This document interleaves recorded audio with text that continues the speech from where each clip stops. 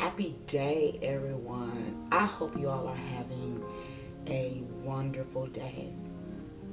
So, um, when I initially got divorced or initially separated from my ex husband, I had the thought and the feeling that I wanted to be sure that I wasn't becoming bitter. I didn't want to have a lot of anger. I thought at the time that I was doing everything that I needed to do to really set myself up in that way. But the thing is that life happens, situations happen, and I had this viewpoint of not being bitter because I had seen other people in my family who had been divorced, and I saw a lot of anger and bitterness that was in place for years, and I really did not want to have that life. And so the thing about it is that sometimes, when you're on the outside looking in, you don't really know what that other person is going through. So almost a year to the day of my divorce being final, I woke up one morning and I noticed that my bank account was severely deficient.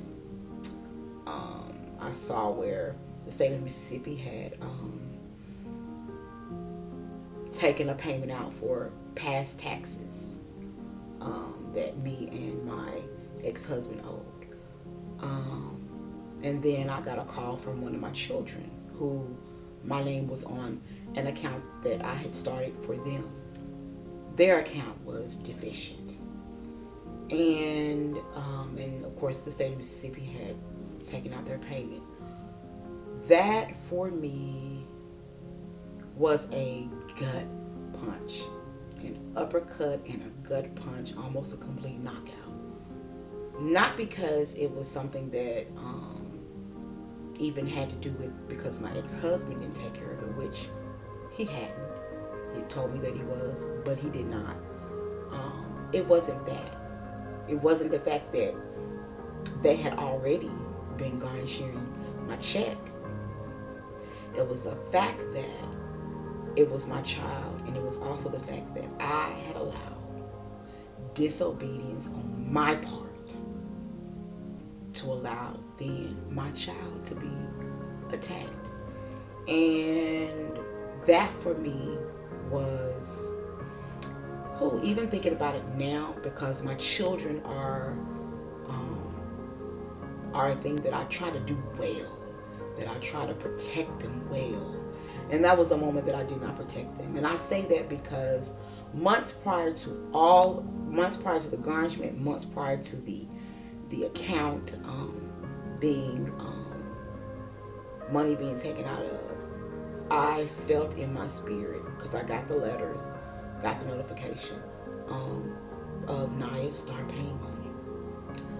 But I had in my mind that he was supposed to take care of this. Why should I have to take care of it? Being stubborn. I was angry, and I did not take care of it. And the end result was that my baby's hard-earned money that she had worked for was taken out of her account. And there was nothing that I could do about it. I kind of felt like I was swallowed up, kind of like a Jonah experience. When God told Jonah to go to Nineveh, but he decided he was going to go to Tarshish, but the end result was him being thrown overboard and being swallowed up by a whale. I kind of felt like that, and that hurt me to my core, because I was like, Naya, what are you doing?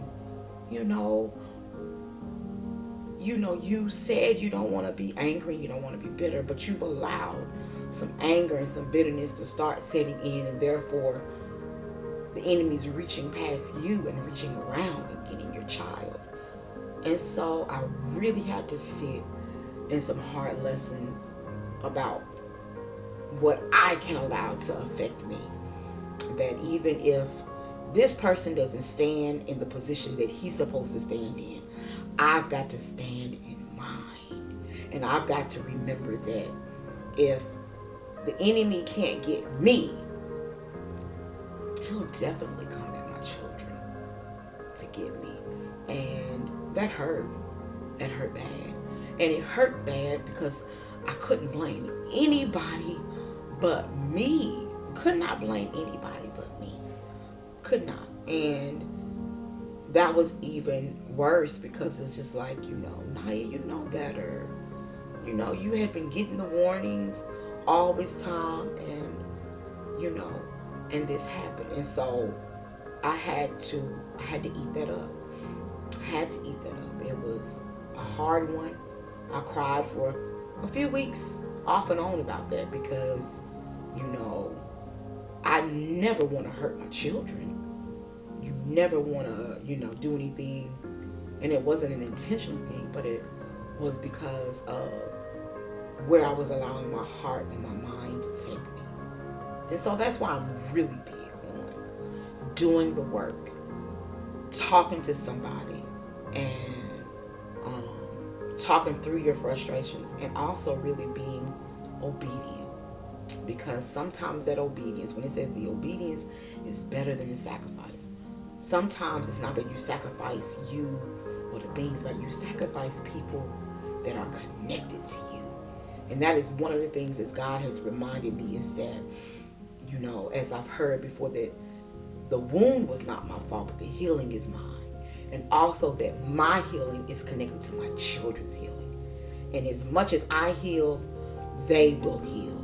And it took that uppercut, that gut punch, and half knocked out. I wasn't completely knocked out, but I was knocked to my knees. It took the wind out of me, because looking into your child's eyes who is crying, and because their money is gone, and you trying to really not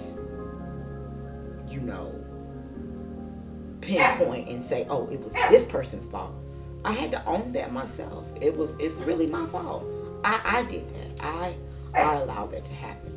And sometimes there are things that you do allow, to happen, and people are hurt, but you got to own it. You got to own it. You got to press past it. You've got to deal with it. You got to start listening to that voice in the inside of you that tells you not to do this, not to say that, not to go here, not to do that. And sometimes it's easier said than done. That's what I'm finding out, is that, yeah, I set out to not be like, certain people, but, until I am faced with those situations, you don't know what it takes to not be angry. And I understand that better now. I understand, how they possibly, could be still angry about some things, and how some things maybe shook them to their core that they couldn't recover from. And maybe they did not have the language or the verbiage or the understanding to really heal and walk away from that. But as God reminds me, I do. I have the language. I have the understanding, and I know that God has called me higher. He has called me better. He has called me to, a place of, not allowing certain things to bother me the way that they have bothered me. And so, I heard a lesson or a message a few weeks ago by Sarah Jakes Roberts that said, own your lesson. And that made me think about this, that, sometimes, lessons you learn by way of other people, by way of your own mistakes, and those are the hardest ones. But I tell you, that lesson stays kind of at the forefront of my mind, because I remember in a space where I was so angry, and so with that thought of kind of like I want to stick it to that person, that I allowed that to cloud my judgment to cloud my emotions and to make me get in a position to where my child was, injured in the process. And that's the one thing, in this walk, that as much as I would like to say this is just about me and it's about me and I got to get this, then no, it's not really just about you, Naya. It's about the people connected to you and your children, your nieces, your sisters, your friends, people that you will come in contact. It's bigger than just about you. And that's one of the things. It's like, I just want this thing just to be about me, but it's about the people connected to me as well. My healing will help other people. And that's something that's a heavy thing to sometimes have to carry. But that's what God has given me. And so, learn the lessons. Sometimes it's not just as easy as that I'm just not going to be that way. You don't really understand how not being that way or trying not to be that way, or how, a person has become who they've become. It's a series of a lot of events. It's a series of a lot of little punches and knockouts and tears, and sometimes that weighs heavy on your heart. And there, but for the grace of God, had I not started to deal with it, and if I don't continue to deal with it in, daily or whenever certain things pop up, because that's another thing. I thought that getting divorced meant that I was going to be completely separated and severed from this person, but no, that's not always the case. Sometimes there's debts between the two of you. There's things, and those things keep reoccurring. And that's one of the things, that God has reminded me. And also as well too, is that I have children with him. And so I'm never completely, 100% just separated. We're still connected because of our children. And they will one day have grandchildren. And I do hope that, my hope is that him and our children can have a relationship. God is still working that out, but that is my hope, that is my prayer. And in the process of it all, God is dealing with me, dealing with my heart, with small little events. Like, how are you going to handle this, Maya? How are you going to face this?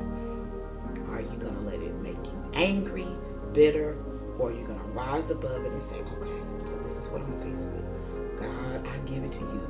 Or even if it means that I may need to have a therapy talk, and it takes all of those things. It takes everything to try to keep your heart, your mind, your emotions all lined up with God's will. It's like it takes a village of things just to keep all of that together, because we want to be better. Definitely not bitter, because I don't believe that God brought us to this place just for us to stay in a mindset of staying stuck there. And it takes time. And that's something that I've learned, is that it takes time. Even 3 years after the fact, it still is taking time. And that's one of the things God has told me. You're trying to rush a lot of things, baby girl, but I need you to let me do the work. Because when God does the work, when he finishes a thing that he starts, it'll be better.